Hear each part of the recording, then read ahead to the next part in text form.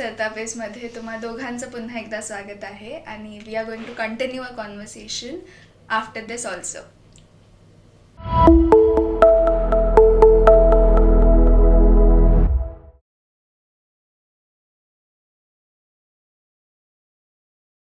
पंडित बिरजू महाराजांसोबत पण तुम्ही वर्कशॉप्स केलेले आहेत. तोही अनुभव अगदी अगाध आणि वेगळा असा होता. कलामंजरी आमचा कलामंजरी द रिदम ऑफ लाईफ आपण एक कार्यक्रम करतो ज्याच्यामध्ये बुजुर्ग लोकांची कला या यंग जनरेशननी बघावी म्हणून आपण एक तो त्यांना प्लॅटफॉर्म त्यांना आपण कोण देणार, पण आपल्या मुलींना आपण आर्टिस्ट कसे असतात त्यांचं ते बघितल्याशिवाय मुलींना कळत नाही की काय आपण घ्यायचं आणि काय नाही घ्यायचं. तर अशा मोठ्या दिग्गज लोकांना आपण इन्व्हाइट करतो, आर्टिस्टना त्यांचा सन्मान करतो. आणि महाराज जी आले होते मला आठवतं आहे तेव्हा त्यांचं 80 वर्ष पूर्ण झालं होतं. त्यामुळे त्यांचा एक आपला संस्कृती कला सन्मान म्हणून असतो तो पण आम्ही पाद्यपूजा करून त्यांना दिला होता. आणि आदल्या दिवशी ते रात्री मला म्हणाले की ते वो होता है अवॉर्ड बिवॉर्ड होता है, आप दोनों क्या करने वाले हो. तर मी कारण हिला प्लॅन टू परफॉर्म हिला पहिलीत असल्यापासून मी हिला घेऊन जात होते वर्कशॉपला महाराजजींच्या. मग हिला नेणं आणणं याच्यामध्ये मग मी वर्कशॉप अटेंड करणं बंद केलं, म्हणजे कारण लग्नाच्या आधी मी अटेंड करायचे जे नेहरू सेंटरला असायचे वर्कशॉप. आणि मग त्यांना हे माहिती होतं की मी हिची आई आहे आणि मी नंतर सोडलाय, म्हणजे मी वर्कशॉपला जात नाहीये त्यांच्या. मग जेव्हा आम्ही ह्या निमित्ताने भेटलो या कलामंजरीच्या निमित्ताने तर तेव्हा ते म्हणाले की वो सब जाने दो अभी मुझे आणि सकाळी कार्यक्रम होता यशवंत नाट्य मंदिरला 10 वाजता. तर म्हणाले की ते सगळं राहू दे, आप माँ बेटी मेरे लिए कुछ परफॉर्म करेंगी तो वो मेरे लिए अवॉर्ड होगा. आणि तर पुढचं तू सांगशील. आणि ते म्हणाले, ते संध्याकाळी म्हणाले, म्हणजे ऍक्च्युली सकाळी म्हणाले होते तर आम्ही म्हटलं होतं की पॉसिबल नाही, टाईम नाही, शाळेत नाही. तर जेव्हा रात्री आम्ही त्यांना डिनर आणि ह्या सगळ्या गोष्टी सगळ्या बघायला गेलो की कसे आहेत काय आहेत, तर म्हणाले की आप कर रहे हो इतना ही मैं कह रहा हो. तर जेव्हा ते असं म्हणाले तर आम्हाला वाजले होते 10, 10:30 आणि ना dress because we were organise. महाराजांनी सांगितलं की तुम्हाला करायचं. Yes yes. त्याने विचारलं नाही, सकाळी सांगितलं होतं, त्यांनी हक्कानी सांगितलं की तुम्ही करायचंय. आणि 10, 10:30 रात्रीचे वाजले होते आणि we were in to the role of organisers की काय करायचंय, कसं करायचंय, हे असं करायचं. सो आम्ही त्या प्रोसेसमध्ये होतो. सो आम्ही रात्री 11 वाजता वगैरे गेलो. शेजारच्यांना सांगितलं की प्लीज आम्हाला लास्ट मिनिट कार्यक्रम एक आहे तर वी हॅव टू प्रॅक्टिस, आम्ही आवाज नाही करणार जास्त. आणि आम्ही 12 वाजता 12, 12:15 आम्ही एकदा घड्याळ बघितलं, हे ठरवलंय आणि हे करूयात. आणि त्यांनीच लिहिली आहे अर्धांग भस्म, अर्धनारी नटेश्वर यांची स्तुती त्यांनीच लिहिलेली आहे, ज्याला म्युझिक मुकुंद काकांनी दिलं होतं आणि वेगळ्या फॉर्मॅटमध्ये आम्ही ती करणार होतो. सो ते दडपण पण होतं की त्यांनीच लिहिलेली किंवा त्यांनीच म्हणजे कंपोज केलेली स्तुती शंकर पार्वतीची आम्ही करतोय आमच्यात काही त्यांच्या समोर थोड्याशा वेगळ्या फॉर्मॅटमध्ये. आणि ते असं नको व्हायला की काही. आणि कार्यक्रमाची सुरुवात आम्हाला करायची होती, that was the major stress.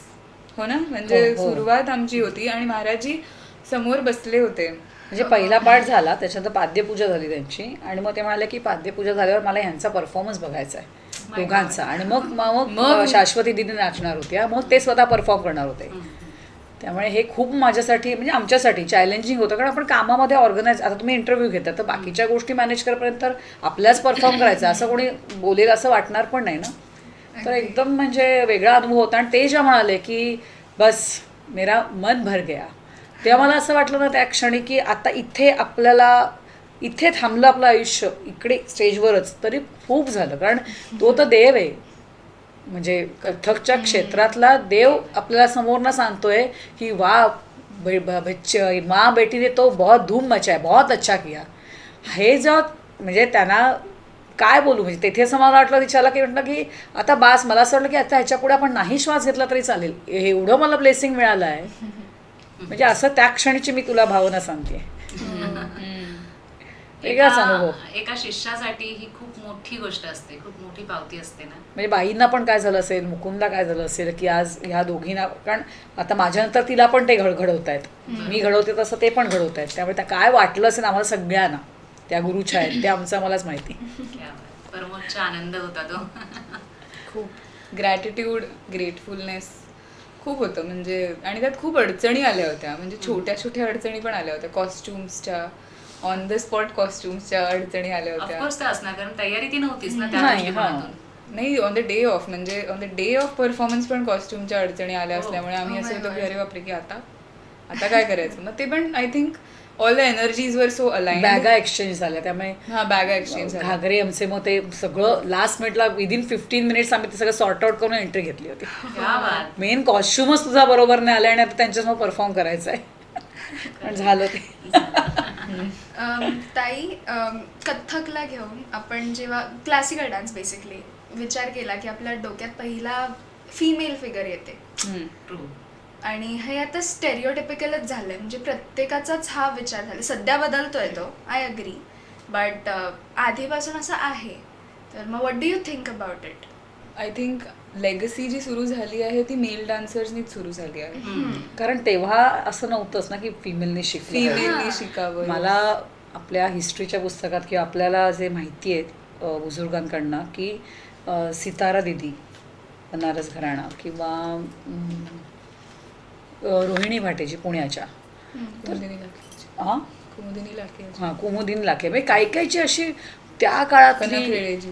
की ज्यांना म्हणजे यांनी तो विचार समाजाचा न करता, त्यांच्या कुटुंबाने पण न करता, सरळ स्वतःला झोकून दिलं.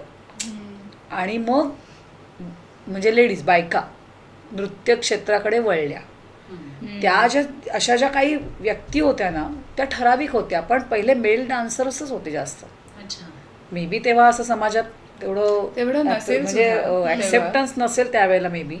आता जे आपलं म्हणजे अगदी आई मुलगी पण शिकते, संगीत आलं की अगदी वडील पण सहभागी होतात. आता जेवढं नृत्य सगळ्यांना आपलंसं वाटतं, पण नव्हतं तेव्हा. पण आता मला असं वाटतं की सुरुवात आचार्यांनीच झाली, पण आपण आता एक लीग आली होती, एक अशी एक IPL असतं तसं एक लीग आली होती, याच्यात फक्त फिमेल्सच कथ्थक शिकतात किंवा फिमेल्सच परफॉर्म करतात, किंवा तुला हॉबीला जायचं आहे ना, मग तू कथ्थक शिक.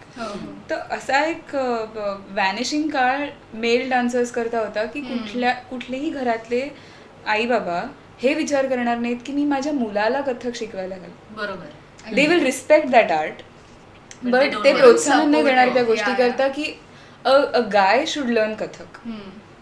सो ते मला खूप असं वाटायचं की अरे हा फक्त मुलीचा आर्ट फॉर्म नसून बऱ्याच जे गुरुज आहेत, भले ते कथकचे असतात, क्लासिकल डान्सर्सच कोणीही, भरतनाट्यम काय, कुचिपुडी काय, तर त्यांची मोठी मोठी नावं जी आहेत ती सगळे मेल डान्सर्सच आहेत. बरोबर. ते असं नाही की फिमेल डान्सर्स आहेत, आणि त्यांच्याकडून फिमेल डान्सर्सनी काही गोष्टी आत्मसात केल्या, मग त्यांना समाजामध्ये तो एक्सेप्टन्स मिळाला की female dancer should also perform equally with the male dancer. मग हळूहळू गोष्टी पुढे गेल्या. बट आता अशी मध्ये एक लीग आली होती की वाय गाय म्हणजे छोटासा मुलं, त्याला आपण तबल्याला घालूयात, त्याला आपण कथकला घालूयात. Even if a guy was dancing, he was very criticized. He is still criticized. Yeah. So it's very difficult for us as teachers to tell the parents or the community की मुलांनी नाचणं हे काही चुकीचं नाहीये. म्हणजे आता तो मुलगा हिपहॉप केलं तर चालेल, हो. पण त्या मुलांनी जर कथक केलं किंवा त्या क्लासिकल डान्स केलं तर नाही चालणार बाबा. हे अजूनही आहे. म्हणजे आता आपल्या क्लासमध्ये दिशा 300हून अधिक विद्यार्थिनी आहेत. त्याच्यामधला डॉक्टर आपला मृण्मय मुंज आणि तो शर्वा म्हणून एक छोटा मुलगा आहे, छोटा मुलगा. म्हणजे त्या 300च्याहून अधिक, 300 धरतो ॲग्रिगेट काढूया तर 300 मध्ये आमच्याकडे कथ्थक शिकणारी मुलं 2च आहेत आत्ता. आणि माझ्याकडे, तुझ्याकडे प्रेम. प्रेम. हां. सो मी बघ ना, 300 मध्ये 3च मुलं शिकत आहेत आता. ती आणि परीक्षा 3री 4थी 5वी 6व्या परीक्षेपर्यंत ती आलेत. पण ते पण एक आहे की जी 3 मुलं शिकतायत त्यांची मॅस्क्युलॅनिटी न जाता त्यांना राईट गायडन्स देणं is a task for us.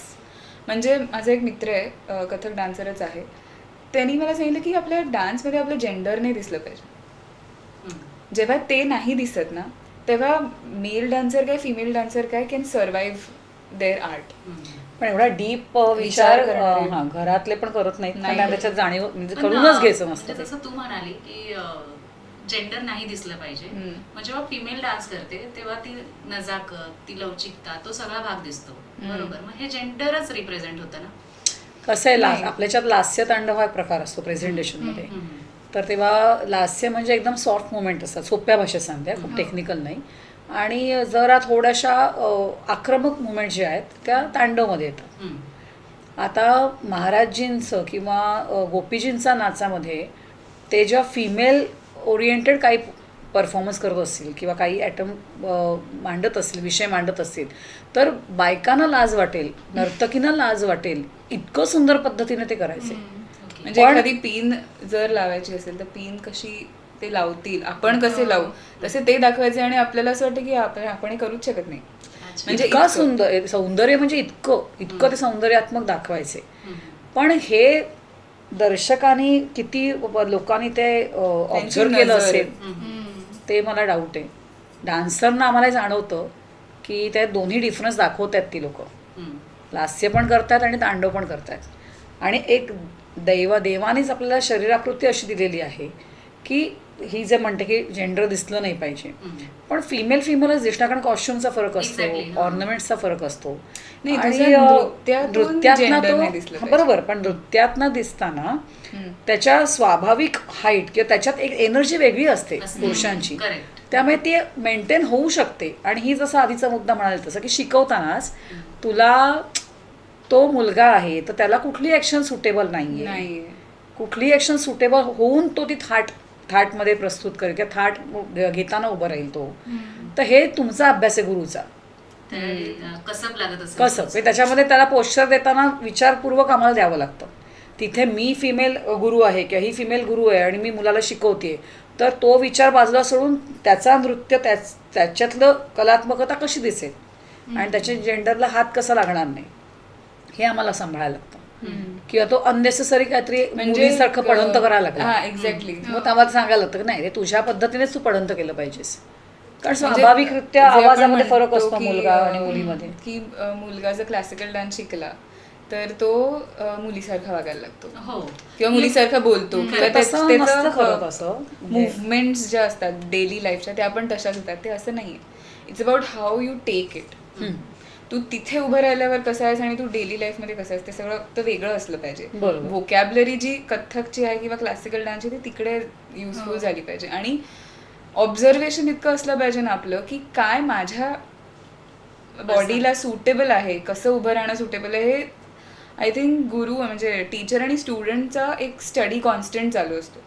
जसं आई म्हणाली की एखादी पोज घेऊन उभं राहायचे, आता मला ही पोज घ्यायची आणि त्याला नाही सूट होते तर मला त्याला ही पोज द्यायला लागेल. सो दॅट स्त्री थाट, पुरुष थाट आमच्यामध्ये टेक्निक आहे. कलात्मक मुद्रा, आकर्षक पोज किंवा स्टॅच्यू सारखी पोज. म्हणजे फॉर एक्झाम्पल आता मी हे घेतलं गेलं किंवा आता हात जास्त लांब न करता समजा मी हे म्हटलं तर त्याचे पोजेस असतात जे तुला स्टॅच्यू किंवा एखादी मूर्ती बघते पण ती तुला समेवर घ्यायची असते. त्यामुळे आधी थोडीशी बंदिश बोल नाचून मग तुला तो परफॉर्म करताना एंडला पार्टला तो येतो. म्हणजे तो उभारण्याची ढंगदारपणे पद्धत, कलात्मक मुद्रा असं मी म्हणतो. समेला आपण करतो ती सुरुवातीलाच अशी. बाकी आपण पोजेस देतच असतो कथ्थकमध्ये. हा भाग काय असतो, त्याचा किती रोल प्ले होतो? नाही पण आधीच्या पॉईंट प्रमाणे पण आता परत लीग चेंज होते त्याच्यामुळे आता now lot of male dancers are getting into dance. So now it's good. On Instagram and all we are seeing male dancers perform more. Male dancers performing Kathak more, male dancers doing Bharatnatyam more is a commendable thing. कारण त्यांची पण demand आहे, खूप demand आहे. आणि डिमांडच्या होऊन की कुठल्या ना कुठल्या तरी पद्धतीने तुम्ही कला जपायचा प्रयत्न नक्कीच करताय ना. सो ते it's not always about a female has to do anything. सगळ्यांनीच कला जपायला पाहिजे. म्हणजे आता जसं आपण तू डान्सबद्दल म्हणालीस पण तबला शिकणाऱ्या मुली किती आहेत? नाही आहेत. पण एखाद्या मुलीने जर ठरवलं की मला हे परकशन शिकायचंय तर तेवढाच तिला प्रोत्साहन तिथे पण दिलं गेलं पाहिजे. किंवा त्या फॅमिलीने असा पण विचार केला पाहिजे की डान्स तरी शिकते पण आता हिला इन्स्ट्रुमेंट एक तरी आपल्याला शिकवायचंय. जेव्हा ते होईल तेव्हा it will be a give and take between male and female category. So it's not about मुलगी आहे म्हणून डान्स ठीक आहे, मुलगी आहे म्हणून ती इन्स्ट्रुमेंट पण वाजवू शकते. आणि अजून मला एक जाणवलेली गोष्ट दिशा की कुठल्याच शिक्षणाला वयाची अट नसते. हे अजूनही मागे वाक्य. म्हणजे आता तुला डान्स शिकून काय करायचं आहे. माझ्या एका स्टुडंटचं मध्ये लग्न झालं तर तिच्या सासरच्या लोकांनी सांगितलं की झालं ना लग्न तुझं, आता काय करायचं तुला डान्स शिकून. तर मी म्हटलं की ही अविरत गोष्ट आहे, कारण संगीत हे तुमचं मानसिक संतुलन, बौद्धिकतेच्या दृष्टीने त्याचा एक अभ्यास करणं सतत जर चालू ठेवलं तर तुम्ही एक परिपूर्ण मनुष्य किंवा तुमचा आत्मा परिपूर्णतेने घडायला लागतो. असं नाही की हे इथे थांबलं आणि ह्याच्यातनं मला पैसे किती मिळणार आहे, झालं माझी डिग्री घेऊन झाली. संगीताकडे तर कधीच असं बघू नये, कारण शारीरिक, मानसिक, बौद्धिक, आर्थिक आपण जगतोय याच्यावर म्हणून आर्थिक हे फायदे होतच असतात. पण समाजाचा जेव्हा ह्याच्यात बदल होईल ना विचारांमध्ये, की शेवटपर्यंत आपण ह्याच्यात काहीतरी करत राहिलं पाहिजे. नॉट इव्हन त्याच्यातनं मला पैसा मिळतोय का नाही मिळतोय, पण आनंद आणि काहीतरी शिक्षण, ही जे सगळ्यांनी जर ह्या गोष्टीचा विचार केला तर एकच कला काय, आपण अनेक कला पण शिकू शकतो. आता काय होतं आहे, जेमतेम एक कला शिकतात मुली, 5-6 परफॉर्मन्स झाले, 5-6 वर्ष कंटिन्यू केलं, डिग्री मिळाली, बस झालं. तसंच होते, मेल असू दे फिमेल असू दे. त्यामुळे तिकडे म्हणजे 100रातली काय 5 मुलं येतात पुढे, का आता त्याच्या करिअर नाही करायचं. अरे पण आनंद तर घ्या, शिका तर, कारण तुम्ही चांगला रसिक बनणं पण गरजेचं आहे. मला आय थिंक असं वाटतं त्या ह्याच्यावर की आपण जे स्टुडंट, शागिर्द परफॉर्मर असं म्हटलं होतं, तर आत्ताचे students never think of becoming a शागिर्द, they direct jump to a performer. मी शिकले ना 2 वर्ष, मग मला स्टेज परफॉर्मन्स द्या. So it has become like a 2-minute Maggi. Nothing is like a 2-minute thing की तुम्ही इन्स्टंट नाही शिकू शकत. You have to invest some years, some months to understand what it is. पहिले तर कथक शिकायला घेतल्यावर पहिला 1-2 महिने इतकं लोकांना बोर होतं, कारण आम्ही तेच करत वेगवेगळ्या अर्थाने घेतो, पण तेच घेतो. सो त्यांना आम्हाला समजावं लागतं की मिनिमम 6 महिने दिल्यावर तुम्हाला कळायला लागेल की तुम्ही काय करताय. सो जे इन्स्टंटनेस आहे आत्ताच्या जनरेशनमध्ये, मी भले आत्ताच्या जनरेशनची असले तरी सुद्धा ही जी शोमॅनशिप चालू आहे ना, this is a trend. Showmanship is a trend, पण डेप्थ नाहीच आहे त्याला. It's all superficial. म्हणजे ते 30 सेकंदाच्या रील किती लोकांनी बघितलं, व्ह्युअर्स वाढले. ह्याच्यामध्ये अडकून 30 सेकंदाच्या रीलच्या कोरिओग्राफीसाठी एक सर्टन अमाऊंट, फॉर एक्झाम्पल 1000 रुपये द्यायला लोक तयार, पण महिन्याचा 1500 रुपयाचा क्लास लोकांना परवडत नाहीये, आणि तेवढा वेळ देण्याची इच्छा पण नाहीये, आणि त्याच्यात डेप्थमध्ये जाण्याची इच्छा त्याहूनही नाहीये. मग त्यांना मला समजावं लागतं की कला ही समुद्रासारखी आहे. आपण एवढूसं शिकून ह्या जन्मी किती शिकणार माहिती नाहीये, पण ही समुद्रासारखी आहे. तर तुम्हाला हे करतच राहायचं आहे. सातत्य तुमचा असलंच पाहिजे, प्रयास असलाच पाहिजे, डेडिकेशन. म्हणजे श्रद्धा, सबुरी, सातत्य, या 3 गोष्टीने ती गोष्ट करतच राहायची आहे. एंड नाहीये त्याला. आणि तुम्ही कुठलाही क्लासिकल डान्स फॉर्म जर शिकलात तर त्याचं जेव्हा तुम्ही ऍप्लिकेशन दुसऱ्या स्टाईलमध्ये करतात तर तुमचे कॅरेक्टर उठून येतं. So I am not against workshops, you should do workshops, पण तुम्ही ज्या स्टाईलचे वर्कशॉप्स करू इच्छितात, भले कथक असू दे, भले हिपहॉप असू दे, भले जॅझ असू दे, तुम्ही जसं ट्रेनिंग घेतलं ना आणि मग तुम्ही तिथे जम्प केलीत तर तुम्ही अजून उठून दिसता. का? कारण तुम्हाला नॉलेज आहे. मी फक्त असा हात केला म्हणजे कथक झालं असं नाही. बऱ्याच लोकांना असं वाटतं चक्कर मारली म्हणजे कथक ना.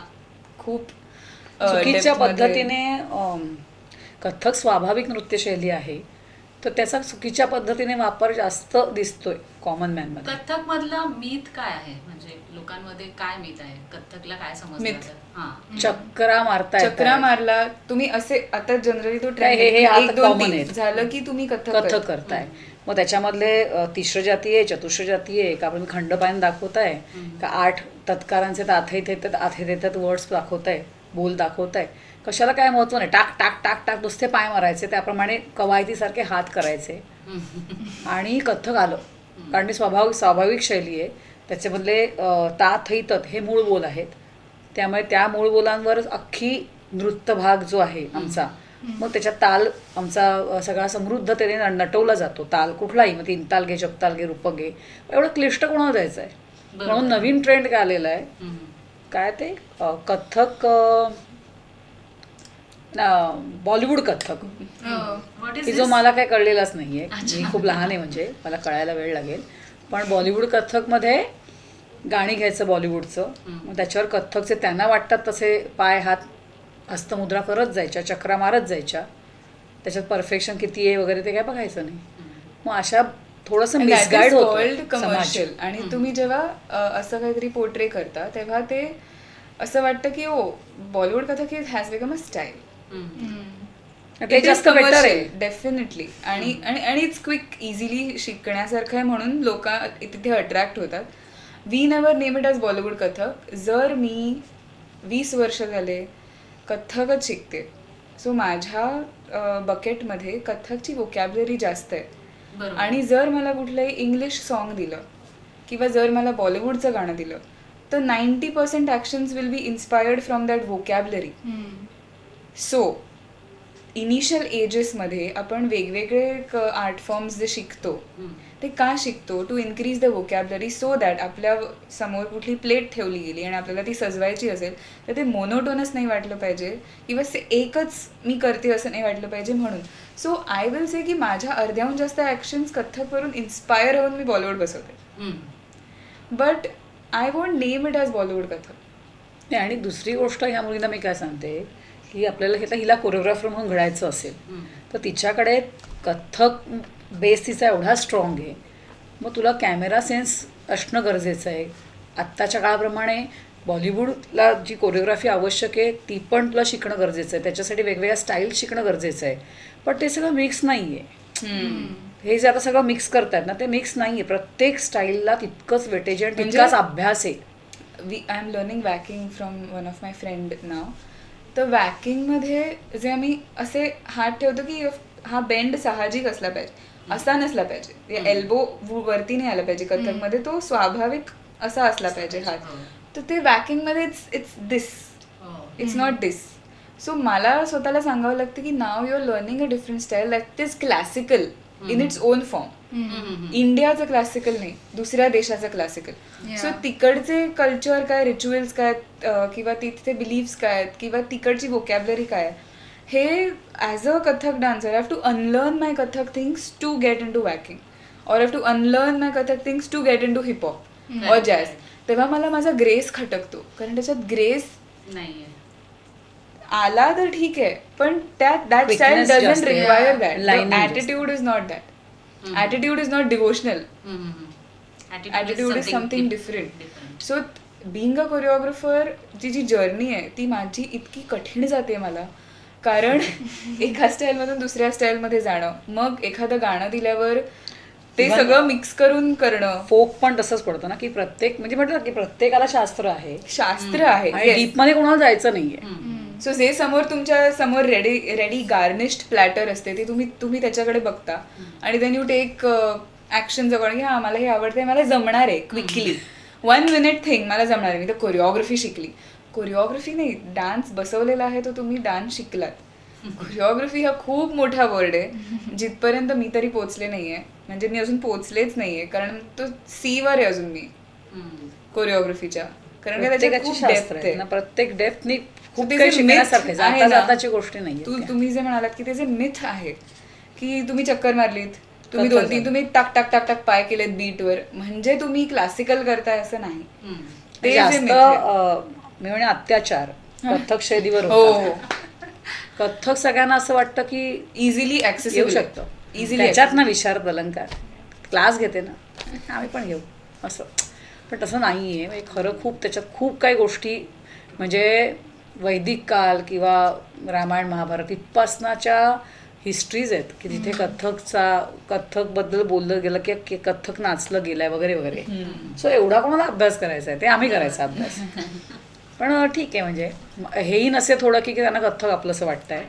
आणि जे खरंच सुजाण पालक आहेत किंवा खरं यंग मुली आहेत ज्यांना कळतंय की नाही हे आपण असं नाही गेलं पाहिजे ह्या वाटेवर, हे प्रॉपर आपण शिकलं पाहिजे, ते येतात. म्हणजे आम्ही हॅपी आहोत संस्कृतीच्या रंगमंचावर या मुली ज्या ज्या परफॉर्म करतायत त्या डेफनी येतात की नाही मला पूर्ण शिकायचं आहे. मग डिलेव्हरीला ब्रेक घेतात, परत येतात. कधी आम्हाला विचारतात की तुम्ही नाही सोडून जाणार आहेत ना, म्हणजे आम्हाला म्हणजे तुम्ही क्लास बंद नका करू, we want to continue from you only किंवा असं. त्याच्यामुळे ते मेंथ वेगळ्या ठिकाणी चालत राहू दे, आमचं कार्य आम्ही जसं चालवतो म्हणजे ऍप्लिकेशनला कधीच ना नाहीये. जसं मी म्हणाले की वोकॅबलरी तुम्ही ABCD शिकला असाल तर तुम्हाला मराठी कसं कळेल की तुम्हाला हिंदी कसं कळेल.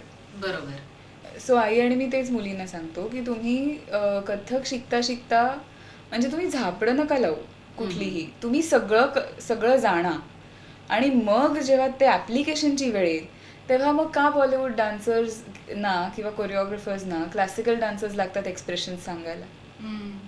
कारण तुम्ही कथक सेमी क्लासिकल घेता म्हणजे तुमच्याकडे एक्सप्रेशनचं नॉलेज आहे, तुमचा ग्रेस आहे. कथक प्रत्येक आर्टिस्टचं उभं राहण्याच्या पद्धतीवरूनच कळतो की हा क्लासिकल डान्सर. ट्रू. सो का identity, so all these things come together. तुम्ही जेव्हा कंटेम्पररी घेता तेव्हा कथक डान्सर्सना काय डिफिकल्ट पडतं कंटेम्पररी करायला, कारण ती वोकॅबलरीच वेगळी. सो तुम्हाला सगळी वोकॅबलरी, जर तुम्हाला एखादं परिपूर्ण आर्टिस्ट व्हायचं, सगळी तर शक्यच नाही आहे ह्या जन्मात, पण you should know at least ABCD other दुसऱ्या डान्स फॉर्मचे टू इम्प्लिमेंट इट. ॲप्लिकेशन म्हणजे मला जेव्हा आपण पुढे जातो इन द जर्नी तेव्हा असं होतं की मला ते करता नाही येते, पण मला हे सांगता येतं की इथे भरतनाट्यमची स्टेप एक्सपेक्टेड आहे, हे म्युझिक असं वाजलंय त्याच्यामुळे मला असं वाटतं की ह्याच्यात ही सॉफ्ट स्टेप एक्सपेक्टेड आहे आणि हा एक्सप्रेशन एक्सपेक्टेड आहे, जे मला करता नाही येते. पण माझी ती विजन डेव्हलप होते. ती विजन डेव्हलप होण्याकरता तुम्हाला वोकॅबलरीचं नॉलेज पाहिजे, इतर स्टाईल्सचं. आणि तसंच की सगळ्या शास्त्रीय नृत्यशैली 8च्या 8 शिकणं अशक्य आहे, पण बघून बघून आपल्याला थोडंसं नॉलेज होऊ शकतं. 1 महिन्याचा किंवा 5 दिवसाचा शॉर्ट कोर्स करून कुठल्याच आर्ट फॉर्म कुठलेच शिकता येत नाही. तर हे थोडंसं आत्ताच्या ते मिथ का काय 2 minute नाही, to तसं ते instant. त्याच्यामध्ये कलाकार घडणार असेल तर ते फक्त थोडीशी काळजी घ्यायला हवी सगळ्यांनी की आपल्याला काय फॉलो करायचं आहे आणि कुठपर्यंत कसं जायचं आहे. कारण प्रत्येक क्लासिकल स्टाईल तितकीच महत्त्वाची, तितकीच अभ्यासपूर्ण आहे. पण मला तेच असं म्हणायचं की इन्स्टंट गोष्ट नाही आहे ती, पण इन्स्टंट गोष्ट बनवण्याकरता सुद्धा सायंटिस्टना विचार करावा लागतो ना की इन्स्टंट कसं बनेल, त्याच्याकरता पण शास्त्र इम्पॉर्टंट आहेच. सो इन्स्टंट आपल्याकरता आहे, आस्वाद घेण्याकरता किंवा ॲज अन ऑडियन्स म्हणून आपल्याला असं वाटतं की इट्स व्हेरी इन्स्टंट, पण ते बनवण्याकरता, ते 2 minute गोष्ट बनवण्याकरता त्यांना पण कोणाला तरी दुसऱ्याला ते नॉलेज पाहिजे ना की ते इन्स्टंट कसं बनवायचं, ॲक्सेसिबल कसं. So I think nothing is instant in this world. आणि ते जे मिथ आहे की हे एवढंसं शिकलं आणि 1 वर्ष शिकल्यावर मी कथक परफॉर्मर झाले, पण त्याच्यात खूप तुला माहिती आहे मैत्री की नृत्य नाट्य हा सगळे भाग प्रत्येक क्लासिकल डान्स स्टाईलमध्ये आहेत आणि तर प्रत्येकाचा अभ्यास वेगळा करायचा आहे. तेव्हा ती म्हणते तसं की एक्सप्रेशन शिकवण्यासाठी क्लासिकल डान्सर का लागतात, कारण नवरसांचा एवढा अभ्यास असतो किंवा फुटवर्कचा अभ्यास एवढा असतो किंवा तालांचा एवढा अभ्यास असतो की तुला कुठे केरवा वापरलाय, दादरा वापरलाय का, कुठे काय बीट्स 16 बीट्स डिवाइड केलेले आहेत 3 तालाच्या, तर हे तुला मुवमेंट्समधनं शिकवावं लागतं. कारण तुम्ही जेव्हा ताल स्टडी करता तेव्हा तुम्ही फक्त 3 तालवर नाही स्टडी करत, तुम्ही जातीमध्ये जाता, तुम्ही यतीमध्ये जाता, खूप प्रकार, तालाचे 10 प्राण आहेत, तालाचे 10 प्राण. तर तुम्ही हे सगळं टेक्निकली स्टडी केल्यामुळे तुम्हाला जे गाणं तुमच्याकडे येतं, जेव्हा माझा एक्सपिरियन्स आहे, तुम्हाला ऑटोमॅटिक कळतं की काय चालू आहे, मधले मध्ये काय फिलर्स पकडायचे. That is a study mentally that happens. आणि जसं आई म्हणाली की काय फिलिंग चालू आहे, आपण काय दाखवू शकतो, इमोशन्स काय, नवरस काय, कुठला रस चालू आहे, हे डिकोड होतं, उलटं जातो आपण. तसं अभिनयाच्याला आपण म्हणतो की आम्ही परफॉर्म करतोय तो करून रस समोर उत्पन्न व्हायला पाहिजे, ना की तुम्ही ढसाढसा स्टेजवर रडलं पाहिजे. तुमच्या डोळ्यांच्या पापण्या किंवा तिथे किनार डोळ्याची ओली होते इथपर्यंत ठीक आहे, पण तुम्ही रसानुभूती स्वतः घेत बसलात तर ते ऑडियन्सला नाही तुम्ही पोहोचू देणार शकणार. कशी? रसास्वाद कसा का, म्हणजे रसानुभूती तुम्हीच एवढी घ्यायची नाहीये, ते रसानुभूती त्यांनी घ्यायची आहे, तिथपर्यंतचा प्रवास तुम्ही करून द्यायचा त्यांना, तर ते रसनिर्मिती होईल आणि ते अनुभवतील. तर ह्या टेक्निकल गोष्टी ज्या आहेत त्या आमचं तर मी प्रोग्रामच्या म्हणणं असतं दर्शकांना की तुम्ही एन्जॉय करा, जो अभ्यास करायचा तो आम्ही केलाय, तुमच्या टाळ्यांमधनं कळेल की आम्ही केलेला अभ्यास तुमच्यापर्यंत पोहोचला का पोहोचलाय नाही. की नाही. Yes. पण हे मिथच्या ह्याच्यात राहिलो तर ते सगळं व्हॅनिश होणार आहे. जसं आता यूट्यूब आणि ह्या सगळ्या चॅनलमुळे स्टेज शो बघायला नको आहेत कोणाला, दुर्दैवाची गोष्ट आहे की क्लासिकल डान्स तर नाहीच नाही बघायला. म्हणजे क्लासिकल ग्रुप येतो सगळा, शिक्षक किंवा गुरु किंवा शिष्य सगळेजण शिकणारे वगैरे कार्यक्रम जाऊन बघत असतात. पण पूर्वी आम्ही ऐकलेलं आहे लहानपणी की मैफिली 5-5 तास चालायच्या, पुणा फेस्टिवल किंवा अशा ठिकाणी ते मोठी महोत्सव होते, ते 5-5 तास चालायचे. एकच राग ते किती वेळ गायचे तेव्हा बघायचे लोक. किंवा डान्सर पण एकच गोष्ट तालाची विलंबितलंच इतके तास नाचायचे, असे पुस्तकात रेफरन्स आहेत. आता परफॉर्मन्सचा टाइमच टायमिंग म्हणजे आता T20 काय तुमचे क्रिकेट सारखं आलंय आता, 20 मिनिटं पटकन 10 मिनिटात 5 मिनिटात करा. काय दाखवणार. मग तुम्ही त्या ह्याला क्रिसेंडोला नेण्याकरता तुम्ही कुठलाही फास्ट पीस चूज करता जो अट्रॅक्ट करेल आणि लोकांना भावेल. पण हा बदल होत गेलेला आता बदल. मैफिलींची जी मजा होती किंवा तुम्ही जो रियाज केलात, तर तुम्ही लोकांसमोर मांडण्याची जी पद्धत तुम्ही शिकायचात किंवा तुम्ही अनुभवायचात, म्हणजे experience, it's and give and take of experience. मी जे काही करते ते तुमच्यापर्यंत कसं पोचवायचं हे मला त्या क्षणी शिक्षण असतं. तेव्हा ते मला कोणी शिकवू नाही शकत, ना माझे टीचर सांगू शकत. तर ते जे एक होतं ते it is missing nowadays and in duration कमी झाल्यामुळे असं होत आहे खरं. पण म्हणजे मला एक कृपालीताई प्रश्न पडतोय की असं आहे का की खऱ्या अर्थाने गुरु पण याला कारणीभूत ठरत असतील? कारण जे खरे गुरु आहेत, जसं आता तुम्ही म्हणता, जसं तू म्हणाली की वोकॅबलरी माहिती असायला हवी, त्याच्यासाठी तुमच्या त्या श्रद्धेने तुम्ही ते पूर्ण करायला हवं. बरोबर. ती गोष्ट म्हणजे किमान तुम्ही 2 वर्ष 6 महिने द्या ती पर्टिक्युलर एक गोष्ट समजून शिकायला, जसं सुरुवात करते तू म्हणालीस तसं. असेही सांगणारे गुरु असतील ना की हे इन्स्टंट होऊ शकतं, तू कर. काही ठिकाणी बाजार झाल्यासारखं होतं ते, की आपल्या मुलाला 2 वर्षात स्टेज द्यायचा आहे, कारण त्याला पुढे 10वी नंतर हे नाही करायचं आहे, ते हे करायचं आहे, ते करायचं आहे, करिअरची वाटा निवडायच्यात वगैरे वगैरे. तर असे माझ्या ओळखीचे पण, म्हणजे मला काही हसू पण येतं आणि वाईट पण वाटतं की एकाच रूफखाली एक माझ्या ओळखीचा एक आहे व्यक्ती, तर तो एकाच रूफखाली भरतनाट्यम, कथ्थक पण शिकवतो, बॉलिवूड शिकवतो, काय हिपहॉप शिकवतो, सगळं शिकवतो. आणि हां, म्हणजे ते काहीच करू शकत नाही त्याला आपण. आणि असे गुरूंना सपोर्ट करणारे पॅरेंट्स पण असतात, तर त्याच्याकडे मग आम्ही दुर्लक्ष करतो सरळ. कारण सगळ्यांना तू पकडू नाही शकत, हात धरून तू सारखं सगळ्यांना शिकवू नाही शकत. शेवटी काही गोष्टी अनुभवाने त्यांना येतील किंवा त्यांना तेवढाच अनुभव घ्यायचा आहे. पण मला असं वाटतं गुरु ते खरंच कारणीभूत आहेत, नाही गुरु आहेत, पण ते गुरु म्हणावे का शिक्षक? शिष्य जर म्हणजे स्टुडंट जर चुकत असेल, for example I have completed so years of Kathak, आणि माझी इच्छा आहे की आता मी क्लास चालू करायचा. सिम्पल उदाहरण, जे आत्ताच्या for earning, for my basic things. तर तेव्हा शी शुड टेल मी की लिसन, युअर कपॅसिटी जी मी आत्ता जेवढी बघितलेली आहे ती एवढी आहे.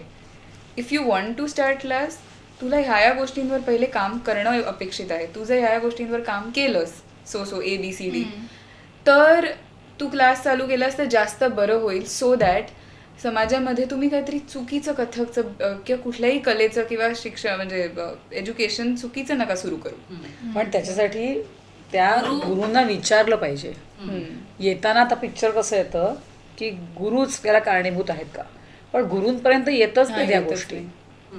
स्वतः डिसिजन घेऊन टाकतात. फार तर फार काय होईल, ही व्यक्ती माझ्याशी बोलणार नाही आयुष्यात, पण ठीक आहे ना, माझं पोट चालतंय ना, मला पैसे मिळत आहेत. अशा लेवलला पण कलाकारांना घडवलं जाते चुकीच्या पद्धतीने. एक्झॅक्टली. त्यामुळे आणि कलियुग आहे, आपण जास्त काहीच कोणालाच पकडू शकत नाही. आपण आपलं काम करू शकतो, आपण आपल्याला प्रूव्ह करू शकतो. इव्हन आम्ही आत्ता वेगळ्याच एका युनिव्हर्सिटीची परीक्षा पण देते डॉक्टरेट झाल्यावर सुद्धा, कारण मला असं वाटतं की आपण नॉलेज अजून घ्यायला पाहिजे म्हणून. पण आपण करू शकतो. आपल्या क्लासच्या मुली चुकत असल्या तर सांगू शकतो, पण समाजात जर काही चुका होत असतील तर ते आपण नाही अडवू शकतो. ती प्रत्येक आर्टिस्टची आणि जबाबदारी मी म्हणेन. आपण काय कला शिकतोय, त्या कलेचा अपमान होतोय का? किंवा मी ह्या मुलींना नेहमी म्हणते, आता आपल्या क्लासमध्ये वेगवेगळ्या धर्माच्या मुली येतात, तर मी नेहमी म्हणते की चला हे आता इथे डिस्कशन आहे, आपला धर्म काय आहे? कला.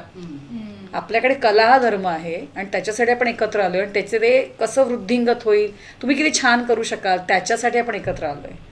सो त्याच्याकडे लक्ष देऊया. असं जर प्रत्येक गुरुनी केलं आणि समंजसपणे पुढच्यानी पण तशी पावलं उचलली तर मला वाटतं जास्त बेटर होईल. म्हणजे गुरूंवर आरोप होण्यापेक्षा तसं न होता कला वृद्धिंगत चांगल्या पद्धतीने जाऊ शकेल असं वाटतं मला.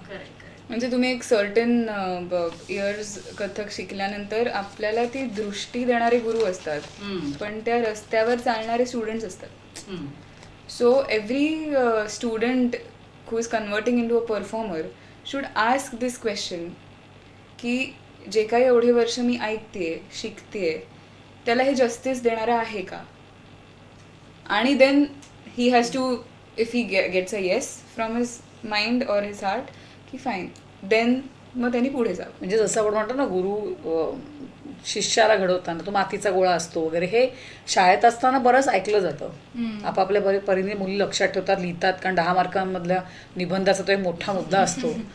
पण ती परंपरेला धक्का पुढे लागतोय नाही लागतोय, काही कोणाचं इव्हन आई वडिलांचा रिस्पेक्ट ठेवत नाही हल्ली, तर ते पुढचीच गोष्ट झाली की तुम्हाला कलेमध्ये कुठला तरी गुरु करायचा असतो, गुरुशिवाय काही होऊ शकत नाही, त्याचं ऐकलं पाहिजे, त्याला जी व्हिजन आहे ती आपल्याला नसते. हा सगळा ॲक्सेप्टन्स असेल तरच पुढे चांगली कला जाईल किंवा शिष्य बनतील. आणि ते त्यांना बुद्धी होईल की गुरुंना विचारावं आपण ही करतोय ती गोष्ट बरोबर आहे का. तेच म्हणजे तुमच्या दोघींच्याही बोलण्यातून मला हे जाणवतंय की गुरुला ती सिद्धी प्राप्त असेल तर तो दिशा दाखवू शकतो, आणि ती सिद्धी प्राप्त असलेला गुरु आपल्याला मिळणं हे त्या शिष्याचं भाग्य असतं. Exactly. त्या शिष्यालाही ओळखता आलं पाहिजे. कारण कसं आहे, गुरु शोधतो शिष्याला आणि शिष्य पण गुरुला शोधत शोधतच असतो. तर आपण एवढ्या, मी तुला म्हटलं तसं की अनेक कार्यक्रम बसवत असतो, परफॉर्म करत असतो, स्वतःचा रियाज, आपली काहीतरी क्रिएटिव्हिटी असते जी आम्ही सारखं दाखवत नाही रीलवर, कारण आमचा तो हे नाही, म्हणजे आम्हाला तो ते आमचं पिंड नाही म्हणत की आम्हाला सारखं सारखं आम्ही हे केलं ते केलं दाखवतच येत नाही. त्यामुळे हिने आता गणपतीला 10 कवित्त 10 रेसिपी तर मला पण हे डोक्यात नव्हतं आमचं. हां. ते गणपतीची 10 कवित्त आम्ही मोदक बनवायला बसल्यावर आणि पहिलं रील शूट केल्यानंतर मी आयला म्हटलं चल आता 10 दिवस आपण रोज टाकूया. ईशा भावळटेस का, नाही होणार. आणि मग मी कारण ते शक्य नाहीये, तरी मला त्यांनी शक्य करायला लावलं आणि म्हणूनच आम्हाला challenge a lot of people. म्हणजे जर कोणी मला चॅलेंज केलं की तू करू शकत नाहीस तर I make sure that I do that. म्हणजे मी ती स्वतःला पण challenge, I am very competitive for my self, not for people. म्हणजे मला लोकांचं काही नसतं, मी इथून इथे आले का इथून परत मागे जाते. जसं मध्ये हा गुण म्हणजे आमच्याकडनंच आलाय हा की नाही, आपण इथं घेतलाय ना ते पूर्ण करायचं. फक्त तिचा प्रेझेंटेशनचा भाग जरा वेगळा किंवा तो काय म्हणतो गोष्टी डील करायच्या वेगळ्या असतात की पद्धत वेगळी आहे. जसे कार्यक्रम आल्यावर असं नाही की त्या पिंडात म्हणजे एक स्टाईलचे या जॉनरचे कार्यक्रम नाही आलेत आता हातात, पण जर वेगळ्या पद्धतीचे आले, पण मला रिकामं नाही बसू शकत. मी रिकामी नाही बसू शकत. आम्ही पण नाही करू रिकामी बसत, तो प्रश्न नाहीये. फक्त तुझा तो म्हणजे अभ्यास करून जाते ती पुढे. रेस्ट फेज जी असते, आपण म्हणतो की आपण अननोईंगली तुम्ही रेस्ट फेज रजिस्टर केले तुमच्या लाईफमध्ये, पण ते मीडियाच नव्हता. करेक्ट. सो तुम्ही स्पेसिफिकली कधी किंवा असं नाही, म्हणजे नाही सुकून नव्हता आमच्या लाईफमध्ये. असं आम्ही कधीच असं बसलेलं नाहीये, कधीच नाही बसलो. पण मीडियामुळे, मी म्हणतात तुम्हाला मीडियामुळे तुम्ही असं हॅमर करतात, असं फक्त आमच्याकडे नव्हता मीडिया, एवढाच फक्त फरक आहे. पण मीडिया असणं चांगलं की वाईट ताई? चांगलं पण आहे, चांगलं पण आहे. आणि आता पर्सनल आयुष्य घालायचं की नाही प्रत्येकाने ठरवावं. काही काही कलाकार नाही घालत, काही काही कलाकार घालतात. आम्ही तर धड अर्धवट काहीच घालत नाही, कारण आम्हाला वेळच नसतो तेवढा विचार करायला. पण त्याच्यामध्ये पण आहे, म्हणजे खूपच गोष्टी तुम्ही दाखवू नका. पर्सनल लाईफ दाखवताना पण त्याच्याकडे लिमिट असावी. एक्झॅक्टली. एवढं दाखवू नका. जर माझ्या आता पण तुमचा आता काय झालंय, त्या मीडियाच्या गोंधळामध्ये आत्ताच आम्ही परवा दिवाळी पहाट केला, त्याच्यामध्ये इतकी सुंदर त्याची कविता होती की तो माणूस दिवसभर 4 दिवस तो दिवाळीचं प्रत्येक क्षण घालतोय स्टोरीवर आणि त्याला व्ह्युअर्स मिळत नाही आहेत. आणि मग नंतर तो म्हणाला की मी रुसून बसतो किंवा मी रुसून बसलो अशा वेळेला की मला कोणीच बघत नाही, काही लाईक करत नाही, शेअर पण नाही केलं, एवढा मी कंदील चांगला बनवला, किल्ला चांगला बनवला वगैरे वगैरे. तो त्याच्यातच त्याच विश्वात होता. इमोजीस त्या आल्या नाहीत, काही स्पेसिफिक त्यांना हव्या होत्या त्या. तो रुसला आहे आणि मग त्याची बहीण येते, मग ती काहीतरी त्याच्यासाठी वेगळं आउट ऑफ वे जाऊन स्वतःची काहीतरी जमा असलेली पुंजी खर्च करून त्याला आवडणारं घड्याळ घेते. आई त्याला आवडणारी गोष्ट फराळामध्ये नसलेली पण त्याला आवडणारी गोड गोष्ट बनवते. आजी त्याला मनाला म्हणजे समाधान वाटावं ह्या काय म्हणतात दिवाळीचं म्हणून ती देवळात घेऊन जाते. त्या क्षणी आजीने सांगितलेले किस्से ट्रॅव्हलिंगमध्ये, आजीबरोबर हातात पकडून हात जातानाचा तो आजीचा सहवास, आजीचा स्पर्श, आईने प्रेमाने डोक्यावरनं हात फिरवलेला स्पर्श. तर त्याने त्याच्यात नोट केली होती की हे मी किती पण घातलं तरी ह्या ज्या मी टचिंगच्या इमोशन्स आहेत माझ्या, ज्या मला मिळालेल्या आहेत, त्याने माझी दिवाळी सार्थक झाली, ना की रीलनी झाली.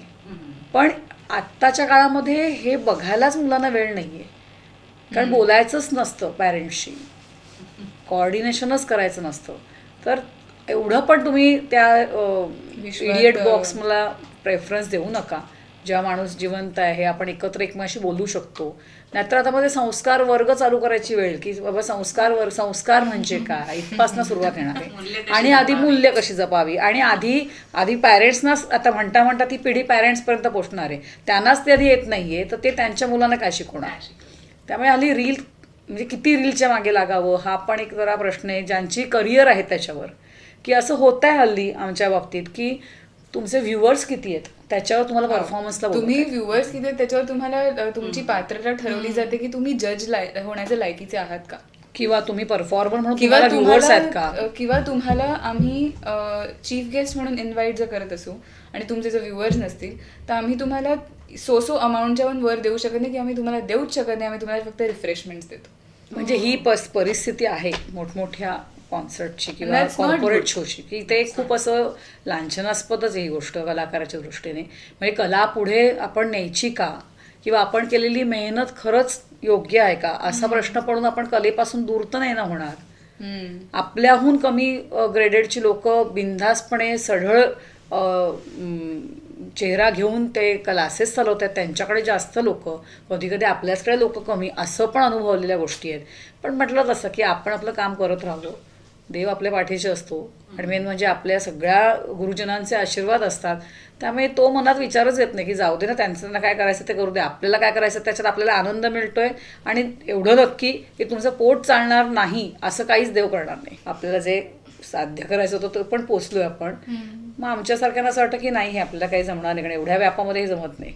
पण ह्यांच्या पिढीला ते करायला लागत आहे. तर हे जरा ते पुसट रेषा आहे मी म्हणेन की जसं आपण डायलॉग बोलतो दोन आणि बिटवीन द लाईन एक्सप्रेशन्स असतात पुढच्या डायलॉगला जाण्यासाठीच्या मधल्या एक्सप्रेशन. तसं तुम्हाला तो क्षण कळला पाहिजे की किती वापरायचं आहे सोशल मीडिया की मग तुमचं लाईफ सॉर्टेड आहे. कारण सोशल मीडियावरनं कार्यक्रम मिळत आहेत ही पण फॅक्ट आहे. That is also fact. सगळीकडे पॉलिटिक्स असं तर इथे पण या फील्डमध्ये आहे पॉलिटिक्स. ते बाजूला सोडून देऊया, तो ते काय होत राहतं साईड बाय साईड.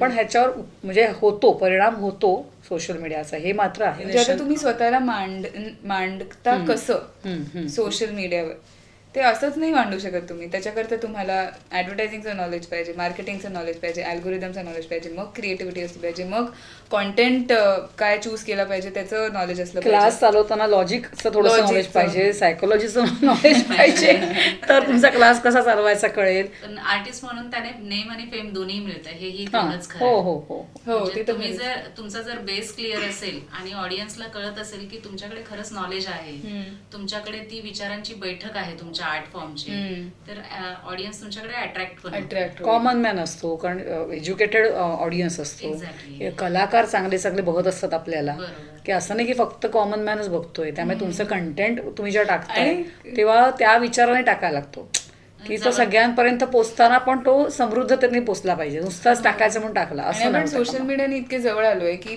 मी जर रुपाली त्यांना ओळखत नसेल पण त्यांच्या कॉन्टेंटमुळे किंवा त्यांच्या प्रेझेन्समुळे मला असं वाटतं मी रुपाली त्याला 15 वर्षापासून ओळखते. ओळखते.